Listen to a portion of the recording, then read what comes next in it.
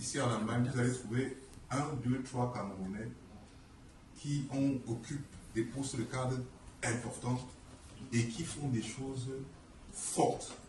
Mais cependant, différemment des Turcs par exemple, ou des Juifs,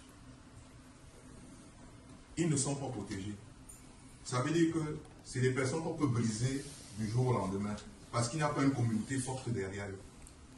C'est-à-dire que lorsqu'ils ont un problème, ils font face à ce problème tout seuls. Alors que différemment des Turcs, s'ils ont un problème, c'est une armada qui se met derrière lui, ce cas pour dire vous ne le touchez pas n'importe comment. Nous les Camerounais, je vais être un peu dur, nous savons nous mettre ensemble pour fêter tous les trucs sociaux, les deuils et tout ça, c'est bien. Mais nous avons de la difficulté à nous asseoir et à travailler ensemble de manière concrète pour porter des projets forts. Parfois, quand je vois certains débats dans nos télévisions, je vois certains de nos enseignants s'engueuler, j'ai envie de pleurer parce que je me rends compte qu'on n'a pas encore compris. Et lorsque je regarde ici en Allemagne, le nombre d'ingénieurs que nous avons, le nombre de médecins que nous avons, à nous seuls, nous pouvons changer le Cameroun. Nous avons une capacité d'investissement.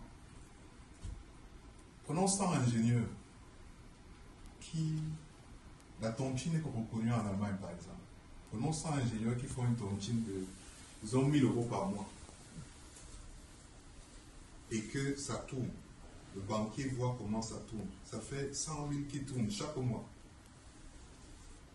Si vous voulez monter un projet de 20 millions d'euros et que vous êtes 100 et que vous allez dans une banque, la banque voit comment vous ne faites que tourner, comment tout se passe bien. C'est-à-dire qu'on connaît comment ça fonctionne ici. Ça va être facile qu'on puisse vous les donner. Mais le véritable problème, comme l'a dit le modérateur, c'est que qui va être le chef? C'est qui qu'on va voir devant? C'est qui va être celui qui va être honoré? Si nous voulons faire de la SND 30 notre cheval de bataille, la première des choses que nous devons faire, c'est apprendre à être unis. Je suis arrivé en 2017, aujourd'hui nous sommes en 2023, ma première fois au KID c'était 2017. Je suis content aujourd'hui du travail abattu.